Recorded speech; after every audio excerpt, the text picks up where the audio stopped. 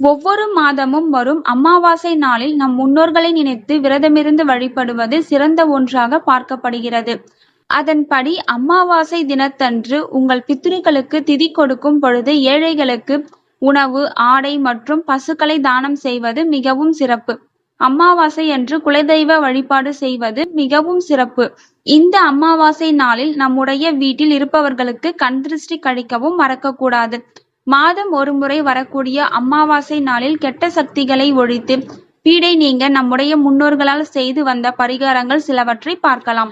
இன்று மாலை நீங்கள் குளித்துவிட்டு பூஜை செய்யும் பொழுது ஒரு எலுமிச்சம் பழத்தை இரண்டாக வெட்டி அந்த எலுமிச்சம் பழத்தில் ஒரு பக்கம் மஞ்சள், ஒரு பக்கம் குங்குமம் தடவி நிலைவாசலில் 2 பக்கமும் வைக்க வேண்டும்.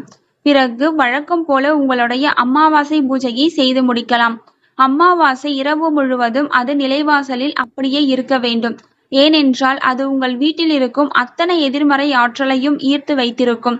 ஒவ்வொரு மாதமும் வரும் அமாவாசை நாளில் இதே போன்று பூஜை பரிகாரங்களை செய்ய வேண்டும். அமாவாசை இரவு 8 மணிக்கு மேல் வீட்டில் உள்ளவர்கள் அனைவரையும் கிழக்கு பார்த்தவாறு அமர வைத்து விடுங்கள். ஒரு முழு எலுமிச்சம் பழத்தை எடுத்து 4 பாகங்களாக வெட்டிவிட்டு நடுவே குங்குமம் தடவிவிட்டு கல்லுப்பை நிரப்ப வேண்டும்.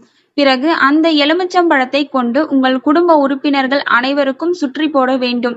பின்னர் அந்த எலுமிச்சம் பழத்தை எடுத்து ஒரு பேப்பரில் வைத்து மடித்து புதைத்து வைக்க வேண்டும். இல்லை என்றால் யார் காலிலும் படாத இடமாக தூக்கி குப்பை தொட்டியில் போட்டுவிடுங்கள்.